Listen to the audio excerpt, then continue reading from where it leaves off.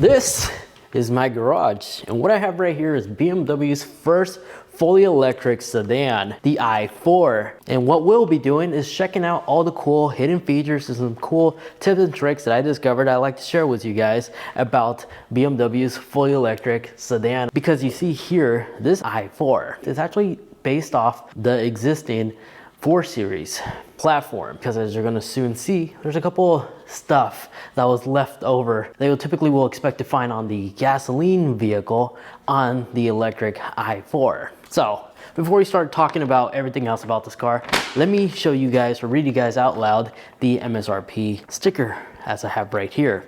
So this particular spec with all its bells and options has a suggested retail price that starts at $57,000, but this one with all the bells and whistles, you're looking at around $61,000. That's the MSRP price for this thing.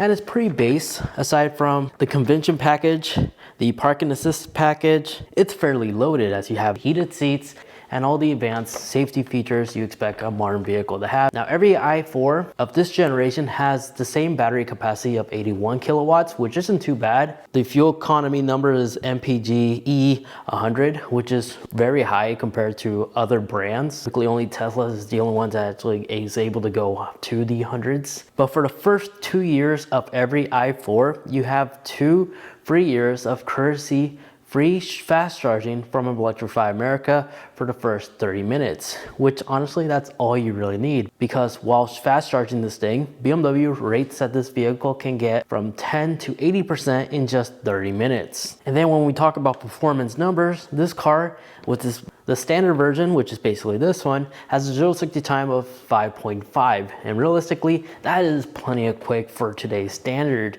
But if you like to, you can opt for the M50, which has more horsepower, close to about 536 horsepower compared to this, which has the base 335 horsepower. But with a dual motor option from the M50, the i4 can easily achieve a 0-60 time of 3.7. And then for $61,000, I did look at the used side market. An older model, just like less than a year old model, you can find these floating around 40s to 50s, which makes into a desirable good deal, especially if you're looking to buy a electric vehicle that's a BMW. Because remember, the battery pack is on the bottom. This car actually handles extremely well for the standard option, like a true driving machine, as BMW will say, while still being able to benefit all the modern day smart features like using your cell phone as the key for this vehicle, as the My BMW app does support this car, as well as the key card supports if you don't want to use the existing key fob. So with all that said, let's start talking about this car and some unique things that I'd like to share with you guys. Let me start off by talking about this portion of the car. Because aside from these cool rims, these are actually removable. So if you like to pop these out, this is like a plastic bit. You can do that if you really want to, but these wheels actually allow this car to achieve a much better range than you would with these caps than without. Now, unfortunately, this does not feature BMW's self-healing grille, which is a darn shame. They could have easily integrated that, I feel, not just making it a standard for the iX to also have this fitted, but they decided not to. But the BMW blue outline around the badge indicates that it's either a plug-in hybrid system or fully electric, and even the fully electrics have this little indicator. But let's go ahead and pop the hood. Popping the hood, this is what I mean. It's based off the 4 Series existing BMW gas line models, so there's a lot of empty space here, and it's all covered by this massive engine cover. So we don't have access to a front, unfortunately, because if you lift this up, like literally there's like nothing in there. Let me see if I could pop this out completely though. So let me see if I could show you. Yep, see, it's just completely empty in here. There's plenty of space for like a front to fit in here. Let's take a look at this. Look at that. Third-party brands, come on, get in on this. There's like a good amount of space right there for storage. But if you ever have to jump start a car, you do have a little exposed terminal right there to jump start a stranded vehicle. Now, all 4 door handles on this sedan are smart door handles, and they're the nice and flush one. They're not the ones that pop out or anything like that. And they simply just open and close like that. Not a hidden feature, but just feedback I like to share with you guys that all 4 of them are the smart ones where I could just tap and lock it regardless on what door I'm using. And to confirm a certain thing, yes, this does have the BMW like hands-free trunk activation. Unfortunately, for some reason, it decided not to work, but it does have it. Take my word for it. We're just gonna manually just open it up. And there's a good amount of cargo space back here. And since this doesn't have a gas tank, we do have a hidden compartment where I could hide the power adapter for this thing if I like to charge it at home, as well as plenty of space to fit other stuff back here. And I also like the fact that this whole area opens up. It's not just the trunk itself. And you also got additional cubbies on the side over here on both right and left side. And if I want to fold down these seats to give myself more space, I could easily do that. But I could also fold this center road if I want to bring in like a snowboard or something like that through here, or lumber even. Gives us that cool pass-through ability. This does have the cargo compartment cover, but I could easily remove it if I really want to. Same goes for this upper portion. This just clicks on or snaps back in place. And your DC fast charging port will be located on the passenger side back here. And let me show you something. So right here is where you can have access to your AC or DC fast charging. And this is one of the things I was telling you earlier, where you can find some gasoline BMW 4 Series little things, like this little hole right here where you'll simply put your gas cap when you're fueling up. But we don't have a gas cap, so we just have an additional hole right there. Now step inside the gorgeous interior of the BMW i4, and I gotta say, first impressions, it's extremely modern, rich, everything feels nice to touch. It's a gorgeous interior. Heated steering wheel, you have all the standards. It's also powered by the latest iDrive 8 system, which features that curved display. And for the 2024 i4s, you have this flat shifter that I actually do prefer. In addition to that, a cool thing about this shifter is I could easily go from drive and reverse without coming to a complete stop, a feature that you rarely see other EV vehicles to do. But since there's no gearbox, I don't have to go to a complete stop or risk damaging anything. Now real quick, in the interior, blind spot monitoring systems are located on the mirrors. We have this door open. Memory seats right here for the driver's side. There is a memory seat option for the passenger side if you want to. Get that package. Your trunk release is also located here. Your headlight control switches are located here. And the steering wheel does feature the heated steering wheel, as I previously stated. And again, you can get that blue BMW overlay on underneath the BMW logo.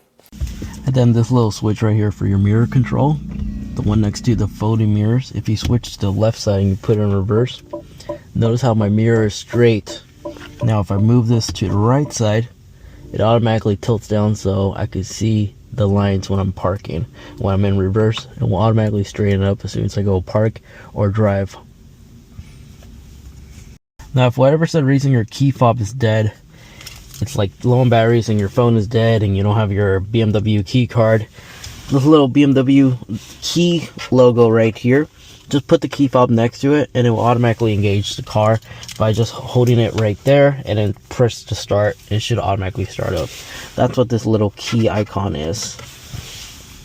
And this does have a modern voice system feature, because this car head unit, the iDrive system, does feature wireless CarPlay as Android Auto, and a single tap allows me to activate the virtual voice system for BMW. Roll down all my windows. Okay. As you see, I could voice command the car to do car things. So if I'm having a hard time doing something, I could just rely on this. But if I want to have access to like my smartphone, voice assistant, all I do is just long hold and Siri will pop up, cancel. Now amber lights are equipped on this car, and when you have a door open, you see how this one's blinking like strobing red? That happens to allow other people to know that that door is open and proceed with caution. That automatically transitions. Not a lot of vehicles actually have that, and BMW is actually one of the cars that actually will use the ambient lights as feedback. It also works when you unlock or lock your car, as it will glow yellow to let you know that the vehicle is receiving the feedback. So it will give you basically feedback. And then you also got your smart remote link right here, and then your SOS switch right here. If you push once, it pops out like a fighter jet, and this is the main one. This one will actually activate SOS if you're in a situation where you need an emergency. So it has two buttons. I think that's kind of cool. And in here, of course, is where you'll find your wireless charging as well as your NFC reader. you have a USB-A port, your cup holders, your 12-volt outlet to hook up like a radar detector or something, and you can just close it to stealthily have a clean layout. Again, since this is an EV vehicle, doesn't have a transmission, but BMW decided to keep the gearbox tunnel here, so there's no way to utilize this empty space, unfortunately. Now with the iDrive system, one of the cool tricks you have to know or be aware of is the capability to reset it. If it's ever acting funny, just long hold this power button for 30 seconds and this will reboot your system. So it's like resetting your iPhone if it's acting funny like a smartphone. That's how you can reboot it. So whatever bug you're experiencing, hopefully it's resolved by doing this. And you have widgets on the side in your main menu. By simply, you can either use your fingers or use the knob. I'm going to be using the knob. But if I move over here, I could scroll between the different layouts I want to see. So if I want my driving rating to be always shown, I could just leave it like this. Or if I want a compass or media as well as other input settings here as well.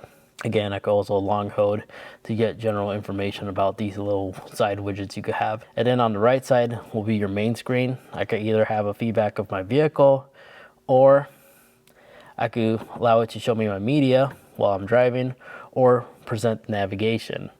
And then on top, I like to call this like the control center. You do have a quick control center to activate Do Not Disturb, hide private information, or enable private information, or turn off the screen completely if I just want a clean layout while I'm driving, or if I want to eliminate distractions. And if I want to, if we go into the home menu right here next to the app icon, if you long hold, you can rearrange them, or you can add these things to your shortcut, which will then be located right here. I may also click and drag it, and some of these icons, as you see, is the icons I use for CarPlay. So if you want to rearrange it, you have total freedom to do so. And if I scroll down again, and then these sides over here allow you to see your stats of your vehicle, reception, media, and other notifications right here. You'll find it right here. It'll show you your notification tab. And then of course, all your apps are all categorized and organized in infotainment as well as vehicle settings. So on the vehicle settings app, cool thing about this car is charging. Whenever you set a charging destination to charge this vehicle, I recommend doing this if you actually plan on going to a charging station, because this will actually precondition the vehicle battery. So once you arrive, it will be optimized to receive a quick, the highest kilowatt charging rate that this vehicle can take, allowing you to charge it quicker and faster to get out and save a lot of time. So always precondition the battery. I'm not going to show this display because it's going to show my location, and I like to keep things private. But of course, here's where you can find your digital key, your windows and door settings. Like, let me show you. Comfort access, if you want the vehicle to lock automatically when you approach or go away from it, this is where you go in. You could set up with more digital keys, more key fob, as well as your tailgate settings. You could adjust the height right here. If you wanted to open up lower or higher, you could totally change that. And the hands-free open operations is where you enable for foot motion to close or open. For some reason, it didn't work on me, but it does have this ability, and this is where you go in to check if it's enabled or not. Then unlock and unlock, here's where you can enable sound feedback, headlights. You could enable it so your mirrors automatically fold, and all that good stuff right here. In terms of interior lighting, remember how I was talking about the ambient lights? Here's where you go in to actually change the colors, as there's a variety of different color options to choose from. No color wheel, unfortunately, but you could adjust the brightness and dynamic lighting as well. Now in the vehicle modes, you do have sport, comfort, as well as eco mode, and I believe this blank one would be if you have the M package, because I could press some on here, but it doesn't do anything. But in sport, it will give you this different layout. But if you go down here, you can actually configure it, the sport, to your personal liking. So if you want the steering wheel to be comfort, you could adjust that, but these are the only two settings you have. There's not really much setting options, including drivetrain, or you can reset, which will be sport all.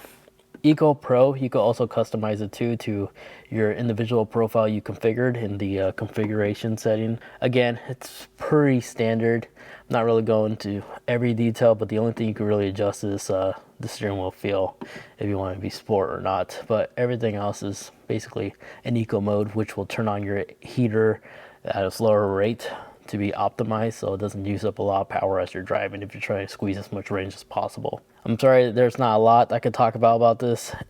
infotainment system on the i4, there's not really a lot we could do here. It's pretty standard and basic.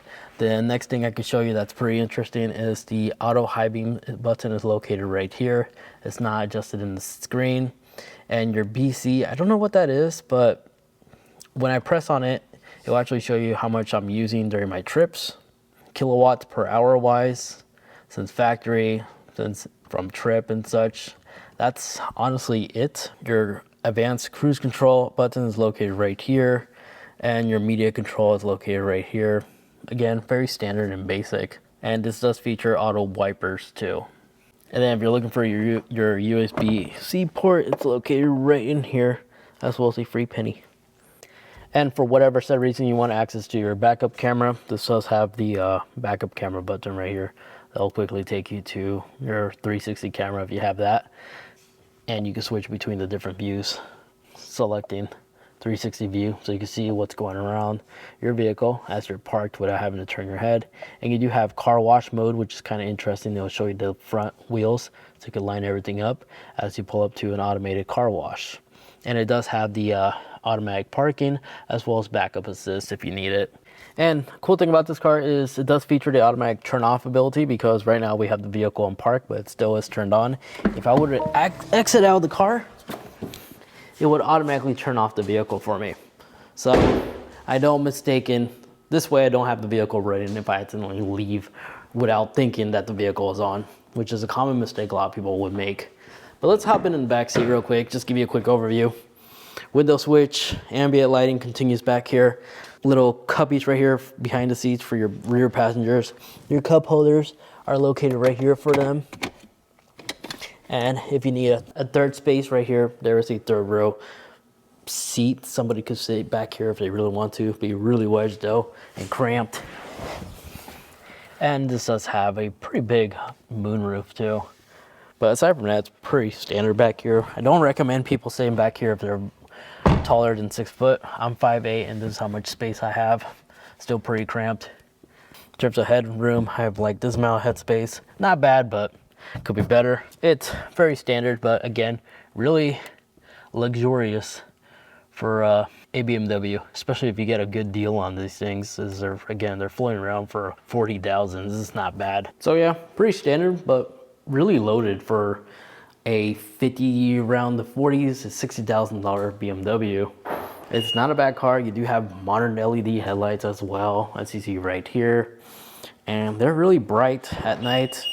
Of course, you have adapted high beams when you're driving it back country. It's a beautiful car, I gotta say.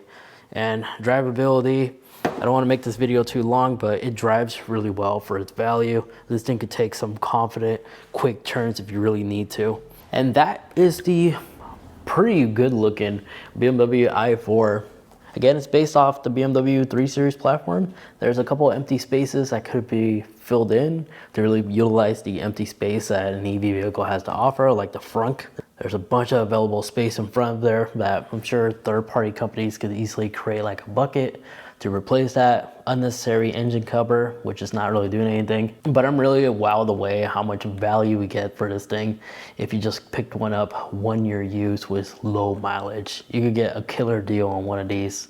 And again, the only main differences between the 2023s and the 2024s, from my understanding, is just the shift knob. It's the big bulky one, but this doesn't really matter. I think it's still a fantastic car and should handle exactly the same. Anyways, thank you guys so much for watching. Take care, and I'll catch you guys in the next one. If this car could stop beeping. Oh, you have to get projectors on the bottom right here. I forgot to mention that part. Thank you so much for watching.